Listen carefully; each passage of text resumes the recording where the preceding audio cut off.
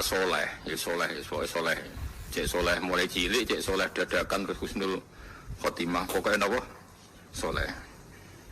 Niku nak mati, niku bumi ku nangis. Nangisnya bumi ku kekurangan utawi kalong wong sing sujud ning dekne. Ya Allah Gusti, biasanya wonten tiyang niku sujud teng nggen kula, dia berperilaku baik teng nggen kula, sakniki tiyang niku pun jenengan ambil, nangis bumi.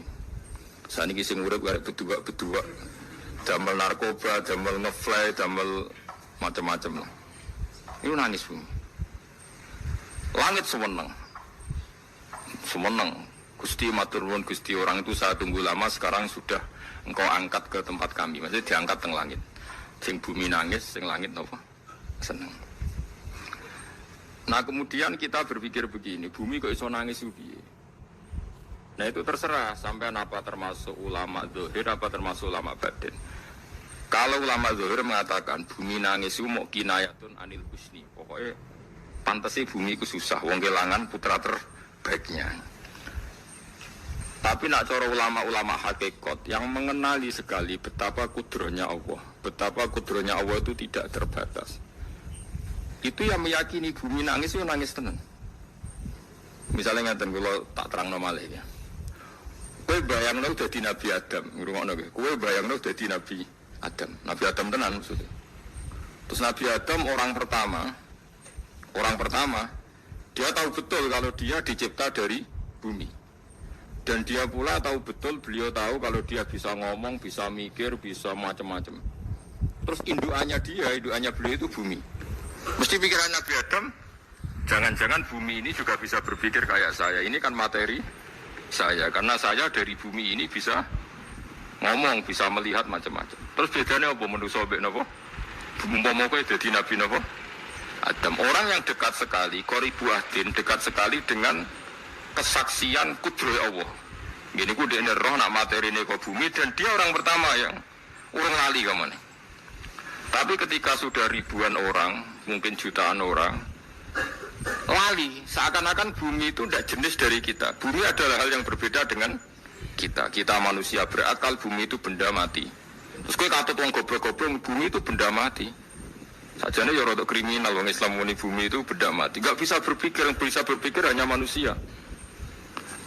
Itu kengawuran-kengawuran yang kita ciptakan sendiri, kita wariskan turun-temurun. Umpama kowe iku dadi ulama, ngomong ngono iku isin. Bumi nggak nyekseni kue sujud, banyu nyekseni mbok pangan, mbok ombe kanggo sujud. Semua itu bersaksi tentang kita. Karena sama tangklet kulo, cara melogika gimana? Begini, tawari coro gampang-gampangan ya. Tawarai tauhid sing kasyaf.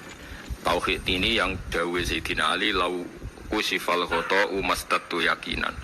Umpama somben tutup-tutup iku dibuka, akulah imanku ora tambah be pangeran. Karena tren dunia dan akhirat sama.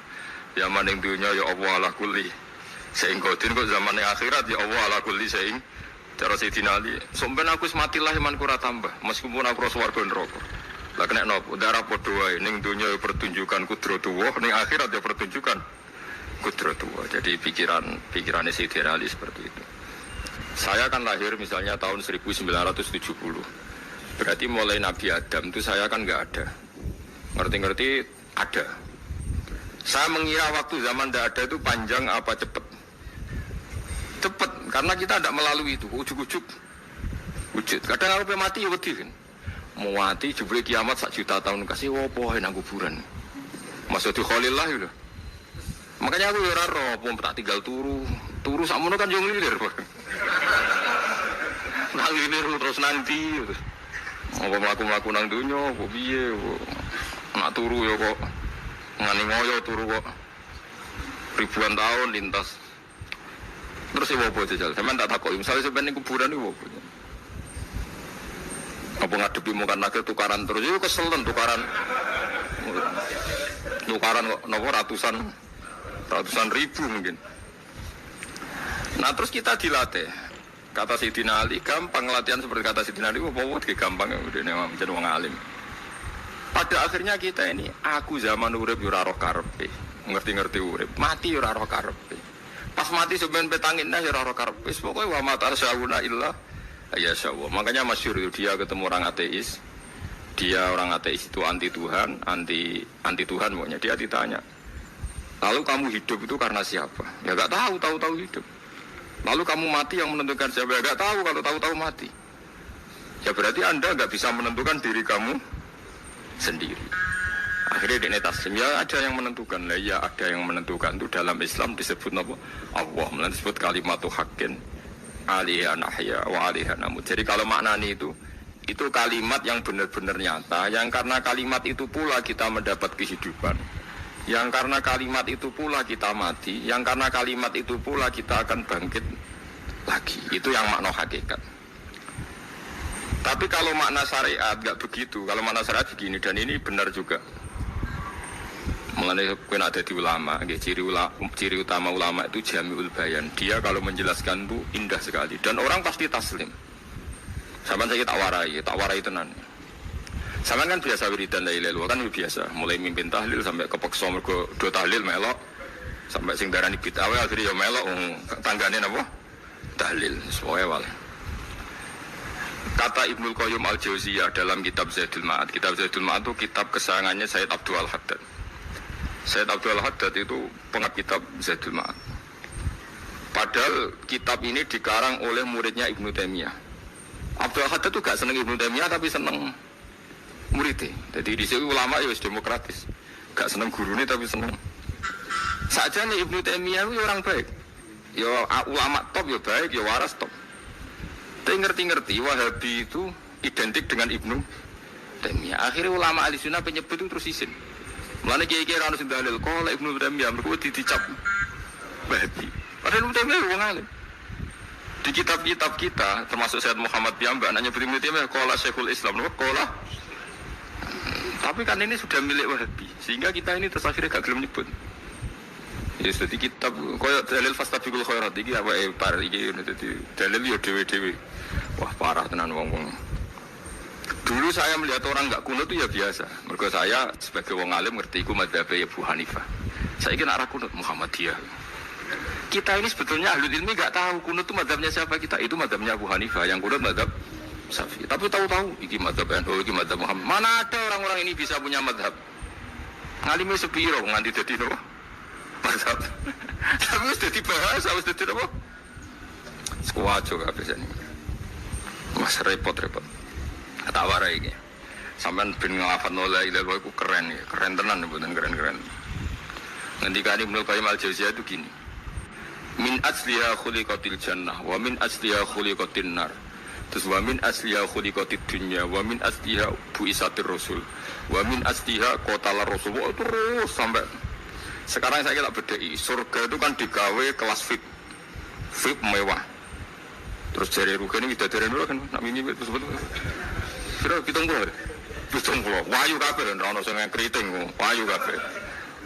Wayu kabeh terus gak tahu delok wong liya kan. Kadang bojo kita wis elek sik delok. Oh ya widadari sifatnya maksuratun fil khiyam. Jadi gak tahu keluyuran ning ndi. Wayu kabeh. Lek surga yang semewah itu selek itu ya bagi mereka sing lafadzno atau yang menerima la ilaha illallah. Neraka sekarang dibikin dalam itu. Jadi Abu Hurairah neraka itu tes-tesane benda kamu jatuhkan ke neraka itu untuk santai ke bawah itu nunggu 70 tahun. Kila 70.000 tahun. Dikira HP yang membuat ceblok neraka itu ceblok itu ngenteni 70 tahun. Betapa dalamnya ngenteni bego biro ya bayang misalnya. Oh itu kontraktor mana saja tidak sanggup itu disuruh ngeduk kedalaman neraka. Iku ya mau kanggo wong sing menolak la ilaha illallah. Jadi kalimat ini luar biasa. Swarga digawe bagi yang nerima, neraka digawe ya untuk yang menolak. Ya kalimat sing nak tahlilan turu iku lho. Iku kalimat sing go alasan Allah gawe swarga. Terus kalimat sing suwe-suwe sing lafadzno diarani bid'ah iku. Itu kalimat sesakral ini nasib akhir zaman iku entek. Gara-gara dilafadzno tahlilan tersangka jadi apa? Bid'ah. Dulu kalimat yang dipuja-puja penyebab surga dan neraka, saiki kalimat itu tersangka. Mau perkara napa? Bid'ah. Wis aja melok-melok kowe debat ya ora iso makili aku sebarno iso. Kok kowe terusno dalan tok. Dah. Berarti la ilaha illallah itu kalimat yang surga dibikin karena itu, neraka dibikin ya karena itu. Kemudian Allah punya sunnah, lalu butuh pelatihan. Dikasihlah Allah gawe bumi. Dia manusia butuh latihan, dibikinlah bumi. Gendene latihan ikrar la ilaha illallah dengan sadar, dibikinlah bumi, liyabluwakum terus dites. Wes digawe bumi, ono makanan, ono minuman, ono wong wayah, ono pegatan macam-macam, wong diutang sembulet macam-macam. Gue ngetes, eling la ilaha illallah, eling utangi, eling la ilaha illallah, eling kasusnya, pokoknya dites. Karena nggak fair kalau Allah bikin itu kemudian nggak dites, dibikinlah darul imtihan. Dunia itu bahasa Arabnya darul imtihan, tempat tes-tesan. Imtihan mana apa? Tes, liyabluwakum, diuji. Pas diuji kita hidup. Artinya kita dihidupkannya pun oleh Allah demi tes-tesan. La ilaha itu disebut kalimat haqqin alaiha. Nah ya sebenarnya kita hidup pun ini untuk dites. Pada akhirnya la ilaha apa enggak? Paham ya? Mesti dites. Allah itu juga secara hukum itu kan nggak fair, dites kok nggak punya pemandu, dibikinlah Rasul, diutuslah para Rasul untuk pemandu. Tes itu kan butuh seru, mak pemandu dok orang musuhnya kan nggak seru, dibikinlah setan. Saat ini sebagian kita sudah setan tapi ini ben seru. Lalu ndak setan kan minal jinnati, wana rumang samu setan usopo, baik setan minal jinnati. Nah, jadi kena meni auzubillah minasyaitonir rajim terjemahannya berlindung Allah dari saya sendiri. Allah itu lu itu kalau ulama dulu biasa auzubillah min syururi anfusina wa min sayyiati a'malina. Sebenarnya kita berlindung hanya dari setan yang jauh, iblis tunda. Ya setan diri kamu sendiri, min syururi anfusina, dari kejelekan diri kita. Ngomongnya do wujud soalnya setan tuh makhluk gaib sing piye. Lha kowe iku sapa? Nganti kowe maksiat terus mergo akrab klop roh mbek setan klop mulai terus maksiat. Udah Allah ngutus pemandu yang ngecul setan ben fair. Napa? Fair. Jadi semua darul ibtila ini juga demi kalimat. Makanya disebut kalimatu haqqin sing alaiha nahya. Kita hidup ya demi mendapatkan kalimat itu. Kita mati nanti ya demi kalimat itu, artinya mati ke neraka ya karena kalimat itu kita menolak atau mengabaikan. Masuk surga ya karena kalimat itu kita hormat, kita benar dalam memperlakukan kalimat itu. Berarti alaiha nahya wa alaiha nam. Terus wa alaiha nub'as karuan, kalau kamu termasuk minal aminin ya nub'as minas solihin, kalau minal kafirin ya nub'as minal zalimin. Tapi semua desain dunia ini hanya demi kalimat la ilaha illallah Muhammadur Rasulullah. Nah ini kan penting. Bagaimana mungkin kemudian kalimat sesakral ini, sehebat ini, kemudian ada orang tahlil kamu tidur. Kok iso, kula janggal kok iso nang tuh. Misalnya kayak mangkel, kula mangkel sing mimpin Gus, suwira berber. Bagaimana mungkin kalimat yang menyelamatkan Anda kemudian Anda anggap problem? Elek gak? Apalagi kamu anggap ini bid'ah. Nak cara kula oke lah, ndongakno mayit itu gak ono tuntunan Nabi. Tahlilan gak ono tuntunan. Tapi wis muni tok kono tok. Artinya menduk kono tok ora usah nyerang kalimat, enak kalimatnya tetap kalimat thayyibah. Soal kowe ra seneng sing tahlil, mergo tiga profesi lah iku wonge wae gedhinge jogeman. Ya saya misalnya, saya kadang enggak cocok sama mubalek karena kadang profesi. Tapi saya tidak pernah anti pengajian, bagaimanapun itu membawa syiar Islam. Tapi kalau mubalek kadang ora seneng, kadang takon entuk piro. Bareng sangoni sithik, kok sumpah mbek transportasi ini. Lah ngono kok senengi iku piye? Tapi kita terus gedeng keliru iku sing bawa syiar Islam. Mana ada pengajian didengar orang banyak tanpa mubalek? Gak iso. Ini iso melepukno barang-barang ra penting jadi penting iso. Nah cara guruku teng larang ning ape melepuk kanggo panggung barang. Tapi kadang ya benar. Yang namanya mudin mubalek ya itu bisa benar bisa salah. Tapi kamu gak boleh gedeng kalimatnya. Piye kalimat itu kalimat hak. Ini penting kalau utarakan. Sehingga zaman Nabi Sugeng ini rungokno tenan ngaji kula. Zaman Nabi Sugeng ada sahabat namanya itu Usamah bin Zaid. Ini sahabat kesayangannya Nabi, hibbu Rasulillah. Usama itu diutus Nabi perang. Ini dengerin ya, diutus perang. Pas perang itu si kafir tadi menggal temannya. Ada yang tangannya putus, kakinya putus. Wah, seorang kafir ini sudah luar biasa. Bacok sana, bacok sini. Ketika terdesak oleh pasukan Usama, kebetulan Usama ini cakap ya, sama beberapa temannya orang Ansor. Orang kafir yang sudah kotoa arjulana wa kotoa idiana, dia pas terdesak bilang la ilaha illallah. Terus sama Usama tetap ditusuk Dibunuh karena dia berpikir ini qolaha muta'awid, dan dia melafadzkan kalimat itu hanya berlindung dari pembunuhan. Setelah dilaporkan Nabi itu marah besar. Nabi ngendikan kaifa anta ya Usamah bila ilaha illallah idza ja'at bika yaumil qiyamah. Kowe nek ditakoki la ilaha illallah ku piye? Piye wis ngomong la ilaha illallah, tapi sampai ngomong ngoten sausé ngethoki tangan kula, maksud tangan kula tangan kelompok saya, kaki saya. Nabi tetap jawab kaifa bila ilaha illallah idza ja'at bika yaumil qiyamah. Kok Nabi menyoal terus. Sampai menjadi fatwa ijma'nya fuqaha, siapapun yang melafadzkan la ilaha illallah harus kita terima, meskipun qolaha muta'awidzan, meskipun saat melakukan hanya cara zahir berlindung dari kematian, sehingga kita terima. Orang kafir yang 80 tahun kafir melafadzkan la ilaha illallah 1 menit menjadi mukmin. Sampai ada ayat kulil ladzina kafaru iyantahu yufar lahum ma qad salaf. Ini kalimat yang sakral, bahkan kafir yang 80 tahun saja menjadi mukmin hanya karena melafadzkan la ilaha. Mulane yang ngaji saya, yang senang saya, jangan pernah kamu mengatakan ada bid'ah yang orang bisa jadi kafir. Bagaimana mungkin orang mukmin yang ke kuburan dan melafadzkan la ilaha illallah kamu katakan kafir? Padahal kalimat ini yang kafir 80 tahun saja menjadi mukmin. Saiki ono wong nglafadzno la ilaha illallah mergo salah tempat pinggir patok mbok arani kafir. Kok aneh. Sing kafir 80 tahun dadi mukmin iki gara-gara ngapatno la ilaha illallah dadi kafir. Mergo mau salah kali, salah tempat. Ning pinggir apa? Patok. Mboten ora cocok muni nganggur, wong sering ziarah ku nganggur. Nyatane yo tenan. Cara dene pegawai negeri ora sering ziarah. Nah iku tapi ora usah muni kafir gak mungkin lah. Coba kalimat ini itu orang kafir yang 80 tahun menjadi apa coba dengan melafadzkan kalimat ini? Mukmin kan? Berarti kalimat ini adalah kalimat penghilang kekafiran. Lalu karena dilafadzkan secara salah dianggap kafir. Hanya karena bid'ah itu tidak mungkin. Makanya sebetulnya Wahabi yang alim-alim itu tidak berpendapat demikian. Saya punya beberapa referensi Wahabi yang alim itu tidak pernah mengkafir-kafirkan orang karena perdebatannya seperti itu. Tapi saat ini wis kuwajo.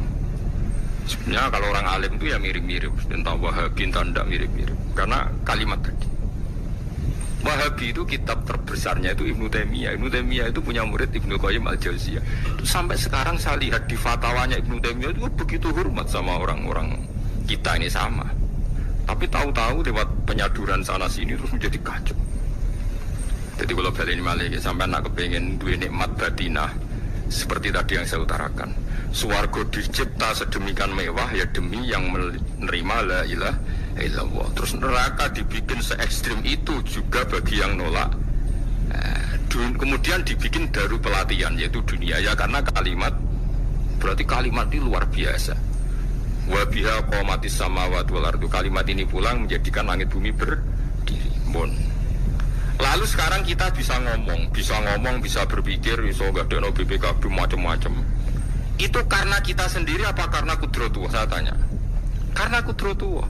Kalau karena kudratullah, apa susahnya Allah bikin kemampuan tanah ini nangis, tanah ini susah. Wong podo-podo kowe iso nangis, iso mikir ya mergo kudratullah, ndak karena kamu. Harusnya ya sama, bumi ini bisa menangis juga karena kudratullah. Makanya bumi ini menangis ketika enggak ada orang yang sujud. Iku ya mungkin. Wong zaman kowe iso nangis ya krana kudratullah, mestine bumi yang kamu katakan benda mati, hakikatnya dengan kudratullah juga sama dengan kita. Mulane tenggene kitab Al-Husunul Hamidiyah, kula ngrasa utang tenan be kitab. Dulu saya ngaji 2 tahun kitab Al-Husun. Kitabnya kecil tapi saya ngaji itu 2 tahun. Berkali-kali saya ulang. Itu beliau cerita gini. Dia yang ngarang itu orang alim, kebetulan dia orang India. Memang kelebihannya kitab dikarang orang Arab itu luweh bulet. Wong Arab kan semuanya Islam, karangannya itu standar. Ini dikarang orang India. Di Tonggo Blodor, di masjidnya, dikarang ulama yang masyarakatnya itu udah karu-karuan. Dia cerita itu gini. Manusia itu punya satu kebodohan, di mana kebodohan itu disebabkan oleh Robtul Asbab Al-Adiyah, mengkaitkan sebab sing biasa-biasa. Misalnya gini. Sama saya kita omongin, misalnya ada orang bilang gini. Batu ini nanti itu menjadi ayam. Orang bilang mukhal apa enggak? Enggak, jawab saja. Mukhal. Kenapa bilang mukhal? Karena dikira enggak bisa kan? Enggak, jawab saja. Jawab satu-satu. Batu ini menjadi ayam. Kamu jawab mukhal. Alasannya apa? Alasannya enggak mungkin terjadi apa kamu enggak bisa? Sebetulnya karena kamu udah bisa. Udah. Lau ukhbiro dzakar rajul. Andai kan orang itu kamu kasih tahu, klungsu ini biji asem itu, biji pohon asem itu. Nanti yang kecil ini suatu saat besar. Setelah besar buahnya banyak, tambah besar, tambah besar. Terus orang bilang mungkin. Ketika bilang mungkin itu karena dia bisa apa hanya karena menyaksikan berkali-kali ada kejadian nak klungsu ditandur, iku iso dadi gede. Coba sama jawab. Karena dia bisa apa karena hanya menyaksikan itu sering terjadi? Hanya misalnya. Artinya zaman dia mengatakan mungkin itu pun tidak memberi kontribusi ikut buat. Iya enggak? Tetap bergantung kudrahnya Allah. Dia hanya bilang mungkin karena sering melihat. Sebenarnya dia enggak sama sekali memberi kontribusi. Lha darani mungkin ya ora urun. Paham ya?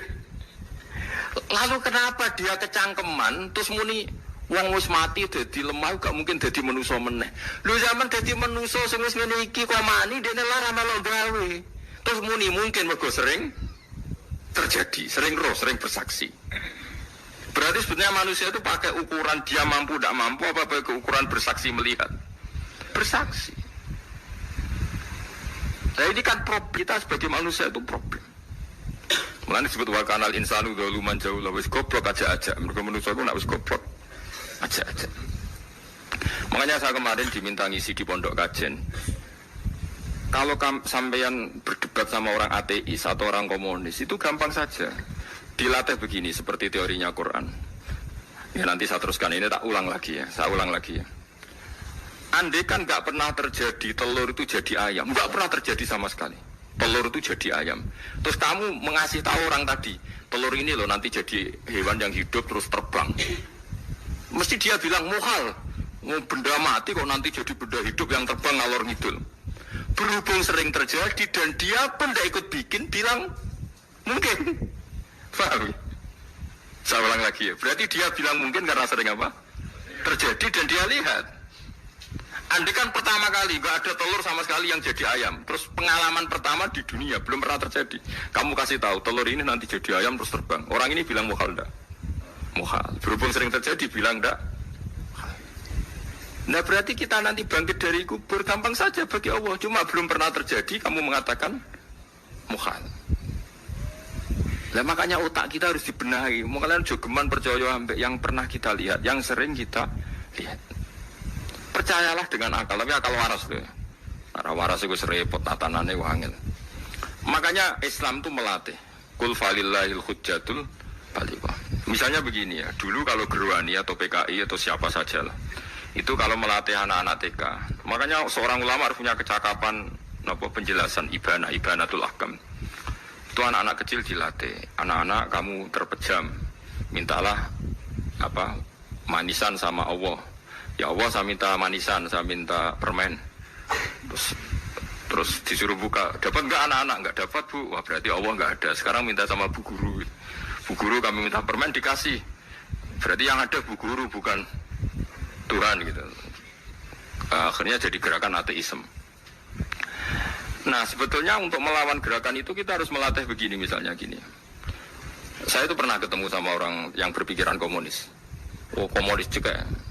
Dia nantang saya gini, Pak, pokoknya saya tidak bisa menerima konsep Tuhan. Sebelum Anda bisa menjelaskan kenapa ada Tuhan. Jadi, bocah kok elek ini. Nah, aku ngerti aja, sak cerdas ini tetap cerdas aku yakin tetap cerdas aku. Selain raine seram meyakinkan, tapi harus tetap cerdas. Kulo itu kan wong Quran gitu, artinya punya pikiran panjang. Mungkin di antara orang Islam kita ini tidak punya kecakapan menjelaskan. Tapi kalau orang sering baca Quran, apalagi dia ngaji tafsir ya yang waras, maksudnya waras lah. Terus rapati seneng duit, barang ini penting ya. Kalau seneng duit, wis mari goblok. Yakin ulama seneng duit, mari goblok, tak jamin. Umpama alim wis kelas B, kelas C gak bisa, tahqiq gak bisa. Kalau tahu dikandani konco kulo, kulo riyen nambah jenengan udah bisa kaca akeh. Lah kenapa? Cok seneng duit kok. Duit itu masalah bagi ulama. Orang duit lebih masalah kan ya. Maksudnya rasa senang tapi ojo terus gak duit. Sekarang saya tanya, Quran itu melatih kita gini. Quran itu sederhana kalau ngelatih tauhid. Tapi orang pasti ingat. Kata Allah gini, nggak apa-apa, saya ada Tuhan nggak apa-apa. Kamu yang Tuhan. Tapi buktikan kalau kamu Tuhan. Caranya gini. Am khalaqus samawati wal ardo. Ya enggak apa-apa, kamu yang Tuhan enggak apa-apa, tapi buktikan kalau kamu menciptakan langit bumi. Mereka pasti ikrar, ya enggak mungkin saya menciptakan bumi, saya lahir sudah ada bumi. Yesus lahir sudah ada bumi, enggak mungkin Tuhan. Terus Tuhan membuat pertanyaan kedua, am khuliqu min ghairi syai'in. Ya sudah, kalau saya ada Tuhan lalu enggak ada Tuhan, berarti alam raya ini tercipta oleh sesuatu yang enggak ada. Aneh enggak? Misalnya sebelum alam raya ini enggak ada Tuhan. Berarti sebelum alam raya ini kan adanya nihilisme, sesuatu yang enggak ada. Kemudian sesuatu yang enggak ada ini menjadi penyebab sesuatu yang ada. Aneh enggak? Luwe aneh. Sesuatu yang enggak ada itu mestinya kan enggak bisa ngelabeti, enggak bisa berfungsi, enggak bisa ada gunanya. Wong jenenge ra ono iku ora marai apa-apa. Ora ono kok dadi sebab. Sesuatu yang menjadi sebab itu yang wujud apa yang enggak ada? Yang wujud. Sak takoki. Nah kalau enggak ada Tuhan berarti alam raya ini lalu sebabnya apa? Ya dari ketiadaan, lalu tiada itu menjadi sebab. Yang tiada kok jadi sebab itu tekem itu. Mikir. Di mana-mana yang sebab itu harus barang yang wujud. Gak boleh tiada kok jadi sebab. Ini kan jadi aneh, sesuatu yang tiada menyebabkan sesuatu yang ada. Terus dia bilang, ya pokoknya ronde ini kalah, tahu kapan tak pikir aja. Pikir nganti mati temenang aku ini. Makanya sebetulnya dalam ilmu mantek, pertama itu kita tidak harus iman Tuhan itu namanya Allah, tidak harus. Makanya pertama dikenalkan, sementing kenal Tuhan itu ada dulu. Disebut dat sing wajibil, wujud belum disebut namanya Allah. Allah itu disebut nama Islam, paham ya? Saya ulang lagi, Allah disebut itu nama Islam. Tapi kalau penemuan akal hanya sampai kita ini butuh zat sing wajibil wujud, sing menjadi penyebab semua alam raya ini. Di bahasa Arab disebut musabbibul asbab. Belum menyebut Allah musabbibul asbab. Islam pun pertama Iqra turun ya gak nyebut Allah. Iqra bismi rabbikal ladzi khalaq khalaqal insana min 'alaq. Iqra wa rabbuka. Tuhan itu siapa? Yang mencipta. Nah, yang mencipta ini oleh syariat Islam disebut Allah. Tapi dalam logika yang penting gue kenal si ono musabbibil asbab. Pastikan bahwa alam raya ini yang wujud pasti disebabkan sesuatu yang ada. Enggak boleh barang wujud kok diciptakan oleh sesuatu yang tidak ada. Lah wong gendeng ora barbar barang ra ono mbok sifati al khaliq. Sing gawe langit bumi apa? Pencipta. Penciptane apa? Sesuatu yang tidak ada. Kowe ikhlas diutek ngono kowe ikhlas ta ora? Gak kowe ikhlas ta ora diutek ngono kowe ikhlas ta. Kowe gelem dadi bodho niku. Gelem kowe. Mboten, nikmatmu ini jenis nikmat batin. Mulane sing suwenang mbek kalimat la ilaha illallah. Wis ana sing bid'ahno Allah iku wong nganggur wis beno sak uni-unine. Tapi kadang memang kita berlebihan. Tahlilan ra barbar 40 dina ini ra barbar. Muga alasane wis disangoni akeh tahlil sedih lho sakake penggemar sing keselen sing rantuk sangu ya buta cepet. Lane cara kula niki penting kula utara nggih. Kowe nek ora cocok tahlilan 40 dina wis ngomong ae kira cocok model harinya.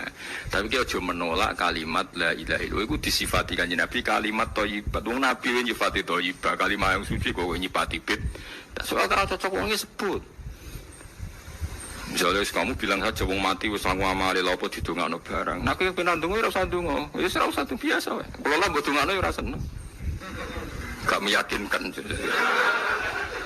Karo dene mlebu swarga butuh dongamu ora ono swarga fadhole pangeran apa butuh ngono barang. Ya tapi kowe donga aku ya seneng. Senenge ya semau lah timbang nyanyi-nyanyi rame-rame sadok donga. Memanti apa ora pokoke donga. Saya ulang lagi ya. Makanya Quran itu melatih logika sampai seperti itu. Am khalaqus samawati wal ard bal la yuqinu. Sampai terus diulang-ulang. Am khuliqu min ghairi syai'in. Kalau mereka merasa Tuhan enggak apa-apa, tapi buktikan mereka ini wujud sendiri tanpa sebab. Atau begini, kalau mereka tidak tahu sebab pencipta langit bumi, mereka sendiri suruh yakin kalau mereka adalah penciptanya. Am humul khaliqun, enggak apa-apa. Ya tapi masih Abu Jahal gendeng lah, masih Abu Lahab ngawur lah, nak takoki, ya wes pangeran kowe sing gawe langit bumi. Penggemarnya saja pasti tertawa. Mosok Abu Lahab darani pencipta langit bumi, wong lahir ning bumi. Tapi Quran oleh nggo jawab, am khalaqus samawati wal ardo. Apakah mereka menciptakan langit bumi? Bala yuqinu, mereka pun tidak pernah yakin. Jadi itu pangeran. Makanya di mana-mana orang alim itu suka debat. Karena pangeran sendiri kalau menjelaskan kebenaran seringnya juga nantang debat. Kata Allah, Kul ara'aytum ma tad'una min dunillah aruni madza khalaqu minal ardi am lahum syirkun fis samawat. Enggak apa-apa mereka Tuhan kata Allah, tapi buktikan zaman langit diciptakan mereka memberi kontribusi apa? Apa urun bego, apa urun cagak, apa piye lah pas aku gawe langit iku dekne urun apa jare am lahum syirkun fis samawat. Misale urun apa lah? Urun tol ta urun apa lah. Itu pangeran. Mereka kan pasti menjawab enggak. Terus itu nih kita bimbing qobliyada. Kalau kamu nggak percaya Quran sebagai kitab, nggak apa-apa. Tapi buktikan kamu punya kitab tandingan. Nggak, mereka nggak punya juga. Atau gini, nggak usah Quran, nggak usah sakralan. Au atharotim min ilmin, atau kajian ilmiah yang membuktikan bahwa Yesus itu Tuhan, atau yang membuktikan bahwa berhala itu Tuhan. In kuntum shodiqin, nggak apa-apa kalau kamu benar buktikan. Nah itu makanya semua Nabi itu punya kecerdasan. Karena tadi Nabi kadung nantang itu nih kita bimbing qobliyada au atharotim min ilmin in kuntum shodiqin. Tapi sekarang orang alim soleh itu jarang. Yang ngono ngerung soleh rapati ngalim, ngerung sing alim biasanya rapati soleh. Lah kula termasuk rontok-rontok ya rontok soleh ya rontok, tapi lumayan masih menjaga hujjatullah tadi. Sebab itu ulama dulu mengajarkan Allah itu siapa? Disifati zat sing wajibil wujud. Karena alam ini kadung ada. Kalau alam ini kadung ada, pasti penyebabnya sesuatu yang wujud. Tapi kalau wujudnya mungkin, bahaya. Yang sing gawe wae wujudnya terima mungkin bisa wujud bisa tidak. Makanya dipermanenkan yang gawe alam ini zat sing wajibil wujud. Sing wujudnya wajib. Wajib itu nggak bisa nggak pasti wujud. Nah terus kita kenal itu namanya kholik, itu musabbibil asbab, itu kholikul asya. Lalu oleh Islam zat yang demikian itu disebut Allah. Terus jadi la ilaha illallah. Nah orang yang bertauhid gini tentu punya kenikmatan batin yang luar biasa. Sehingga saya bayangkan nanti mati yang ngono biasa wae kan. Gusti zaman kula teng donya ora melok ngatur oksigen, ngatur nyawa, pe mati tak ra ngoten. Mulai jare Sidina Ali, jenengan jenengan nak mati tambah pinter apa biasa? Biasa wae. Ning bumi yo ndelok kudrohe Allah, kok ning akhirat tak ra padha wae ndelok kudrohe Allah. Mulane beliau masyhur guyonan beliau lau kusifal ghata mastatu yaqinan. So ben aku nek mukasafah ning akhirat imanku yo ora tambah ya biasa wae, standar-standar wae. Maksudnya kue ning dunya ujung-ujungnya paling pokok yang menyaksikan kudratullah, so ben ning akhirat ujung-ujungnya paling pokok ya delok kudratullah.